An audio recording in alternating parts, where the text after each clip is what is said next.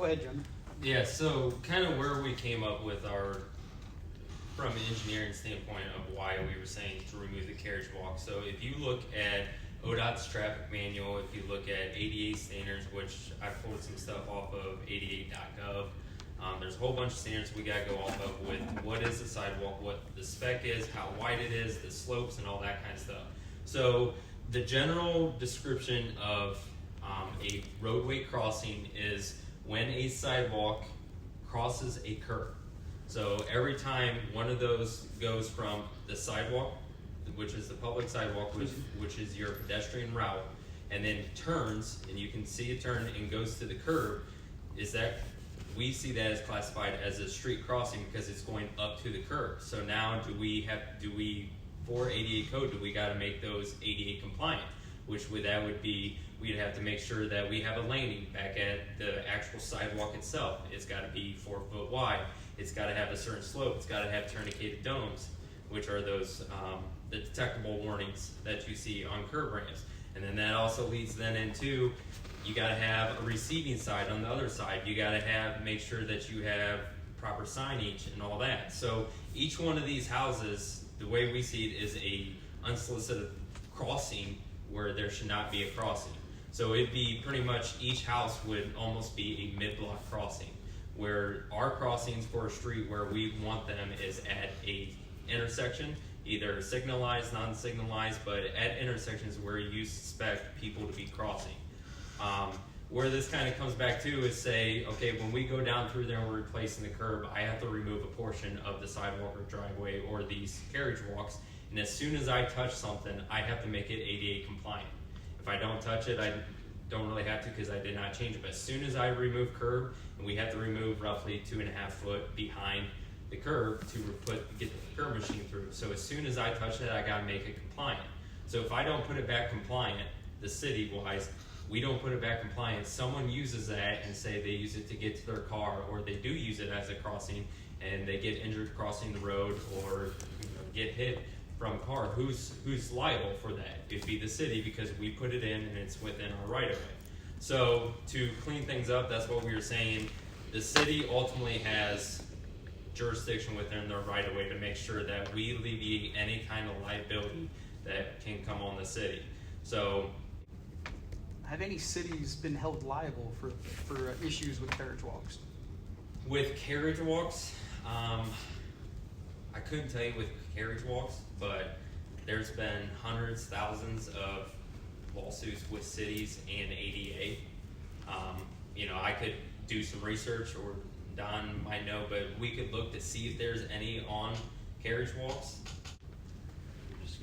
So Don, what is the liability currently on carriage walks that are in place? Are we liable or are we not liable because they're grandfathered?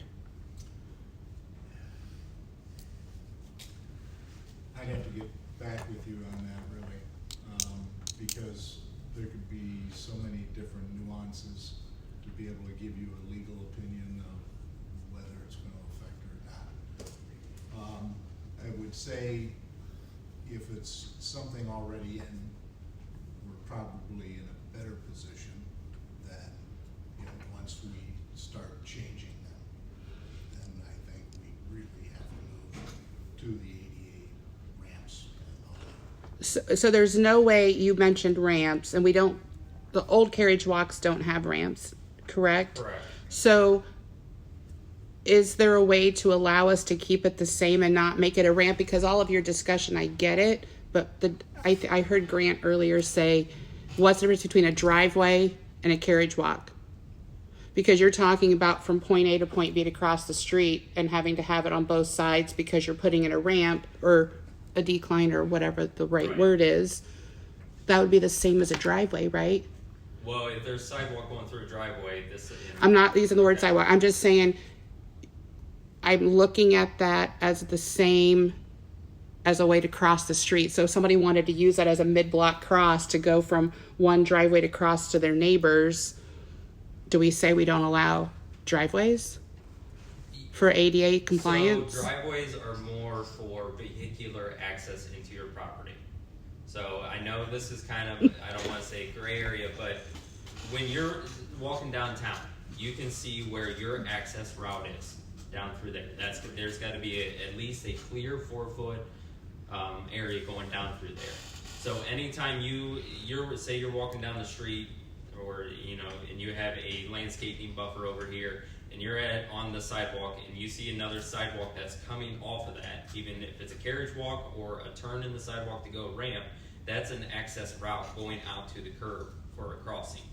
So that can be seen as a turn in the sidewalk to be used to go as a crossing, because you can look, you're turned towards the road, and you can see the other crossing, maybe if it's there or not. Driveways aren't meant to be for pedestrians to walk up through it. They can be.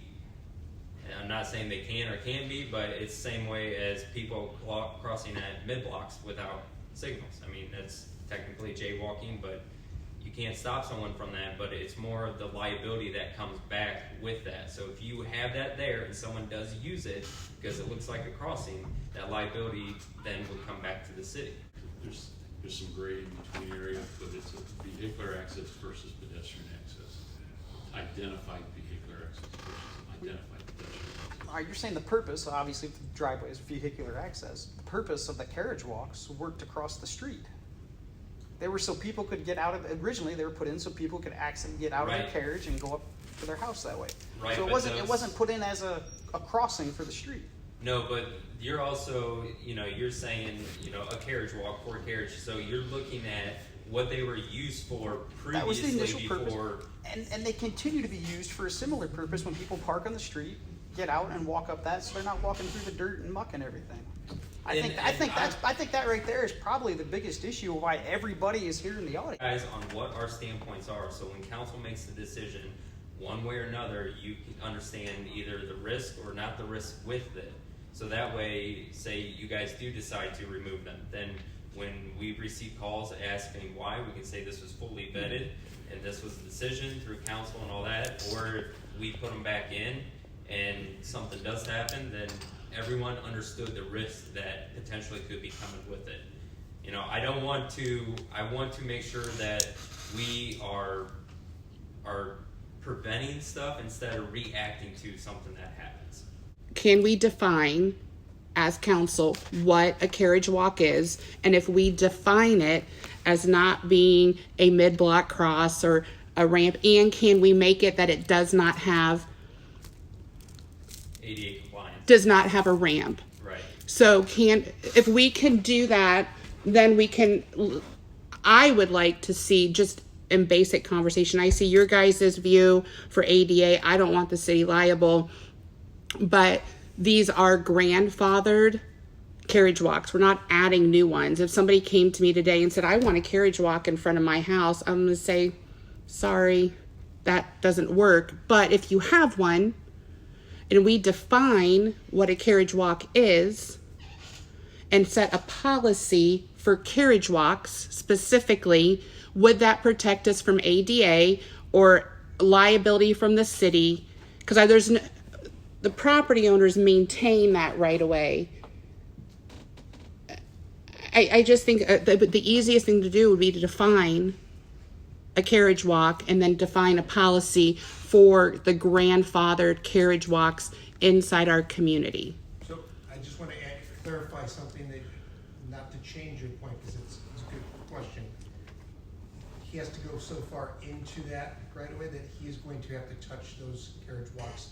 In other words, he will have to then reconstruct them when you Sure. this curve. He can't just not touch them, if that makes sense. And I'm not saying that. I'm saying if we define them and the fact that they're grandfathered, does that keep our hands clean from liability since we're not installing new? I think if we try doing that, we'd The be problem is trying- we're going to lose them anyways when they go to do the curb work. But if we put them back in, If we tried sending their grandfather, we'd be trying to supersede ADA federal law. They're grandfathered until they're touched. Until they're touched. And then as soon as it's touched, you gotta make stuff right. And So if he does curb work, he will have to touch the carriage walk because how the machine works. That's where my point, it has to come two feet in, off the curb to actually clear it Yeah. and reconstruct. So- I mean, you could be then saying too, like, well, curb ramps that were built in the 40s, we're just going to grandfather those in because they're grandfather, and then when I go to resurface and I don't fix that because it's grandfathered in. But we're not changing that. That's where I talk about the define a carriage walk. Can we do that, Don? Well, I think you can define a carriage walk. I think most people will think exactly what we're thinking is the carriage walk. But again, if you take it out, their ADA is encouraging everybody to change that. Can a individual put a carriage walk back in at their own expense? Well, that's where it kind of falls back to. It's still within our right of way. So if they put it back in within their expense. All the ADA classes I go to, they say we understand majority of you municipalities around here, the sidewalk is the homeowner's responsibility, but they said it's still within your right of way. You need to make sure that it is correct. But the Now, liability's not there. Even if the property owner, we do a waiver, like Bloomington was an example, they had a waiver, it took the risk away from the city, it still falls back on us, because it's in our right of way. Yeah, you're still, so You're controlling the right of way. Falls back on what? The city, I'm sorry. It falls back on liability. It falls. Liability, regardless if we have a waiver from the property owner that says they're gonna take over responsibility and they're gonna own this carriage walk, it still would fall back on the city. it may not be 100%, but we're still going to be pulled in, into the suit. If they were to do it themselves, they would need a permit from us to do it, and as soon as we approve the permit, then we're saying it's okay to do it in the face of the ADA requirements. See? Say somebody, a sidewalk's in disrepair, somebody falls, the city's still liable for that, even though the property owner is responsible for replacing that sidewalk. In a sense, yes. So if you had a sidewalk in front of your house and someone falls in front of it, and then we get notified that your sidewalk is not ADA compliant, we send out letters to that homeowner saying you have 60 days, 90 days to fix your sidewalk. If you don't fix it, we are going to fix it, make sure it's ADA compliant. So we're still, even though we didn't know about it, if someone took that to a lawsuit, we're probably still going to get pulled in, and we would have to fight our case why we didn't know about it and all that. But as soon as we know about it, I got to make sure letters are sent out to those property owners to tell them that they have to have it fixed. Exposed to the city. Have we ever had a lawsuit done for sidewalks or something that's in the right of way that a property owner maintained and had an incident that we ended up having to pay out city dollars on?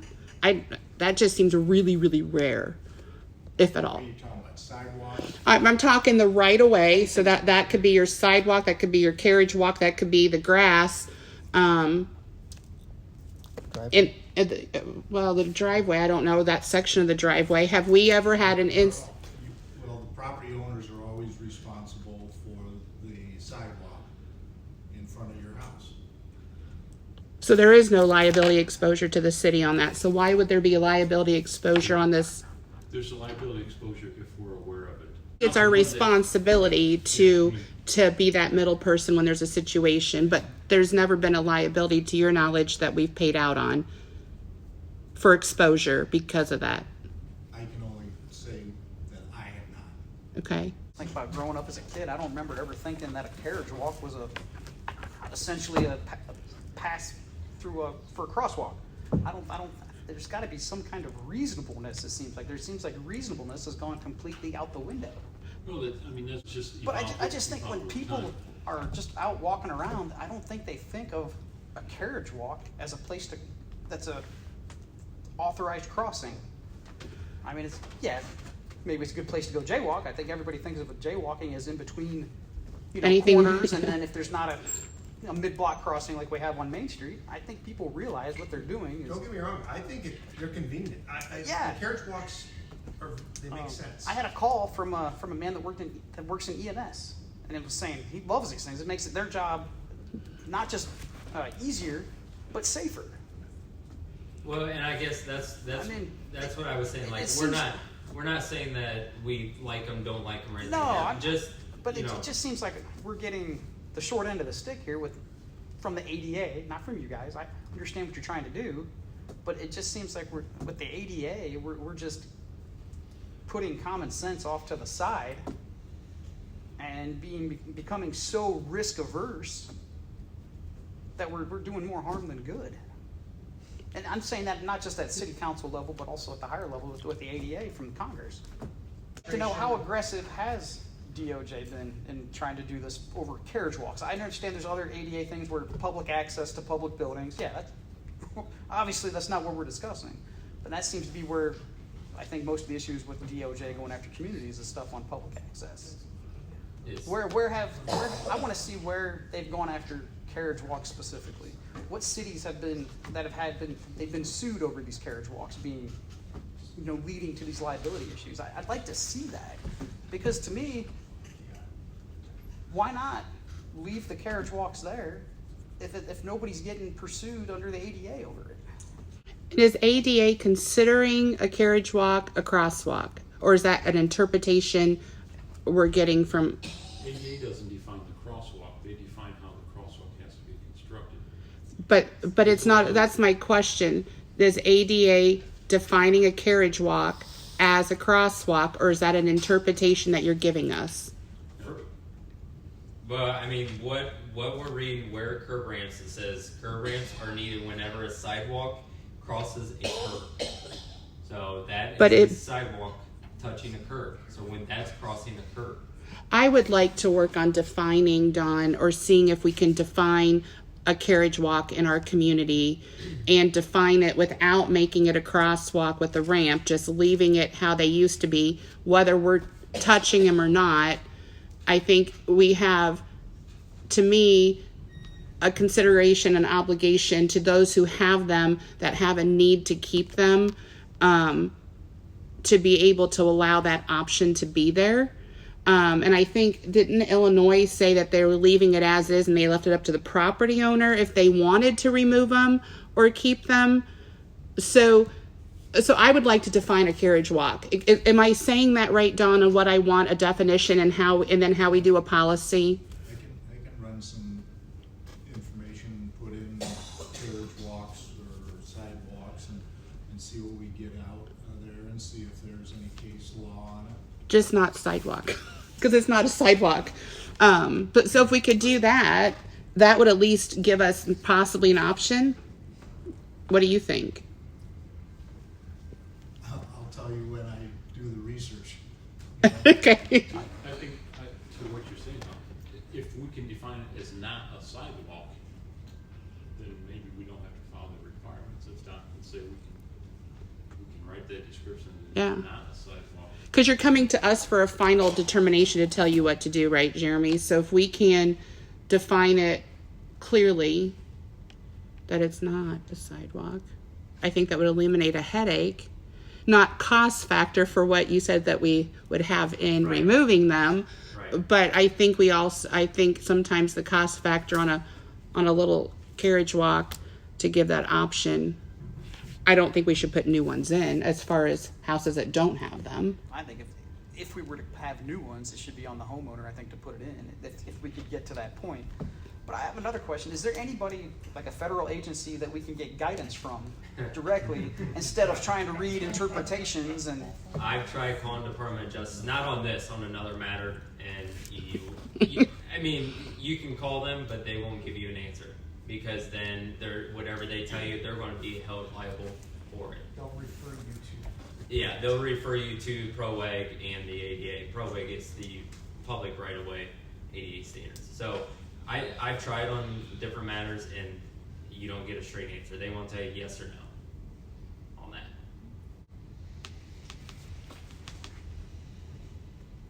Jeremy, I thought last year the city or we decided to put them in back if people wanted them on the side where there was parking on the street. That was an option that we said this is our practice right now. That right now our practice is if Remove there's them. parking on that street, you put them back. But after looking through ADA and all that kind of stuff, we said pretty much either keep them all or remove them all. So did you put any back in? No, we have not put any back in. And you didn't take any out, or you did on the side of the We took street? them since that decision, or I guess through last year, we have not put any back in. The projects that are currently happening streetwise that we're redoing the streets and having to Yep. take, are those grant funded? No, Are- those are city funds. Those are all city, so we don't have any grants you're having to comply with that you're trying to. No, it's still city funds. Okay, Alright, you it's mentioned city- ODOT and stuff. And I knew yeah, ODOT wouldn't be over there, but I just didn't know. No, those are city funds. Get some kind of case law on this to figure out what has been decided in a legal setting. I think that's probably the most important. And then I think second, we need to find out where cities have been held liable for carriage walk issues. I think if we get those two things, I think that can help spur a policy. Well, I'd still like to get a defined work on us. I mean, because sometimes we don't have to follow everybody. We can set the trend for other communities possibly We may on be able it. to find out if we can even change that, set our own definition through this. Yes. Through these two things. Yeah, I'm with you. So make your recommendation. My recommendation is that we can get legal case law. Don, you can do that. And then if the administration can find any, or maybe even what Don said, we can find any cases where jurisdictions have been held liable via these carriage walks.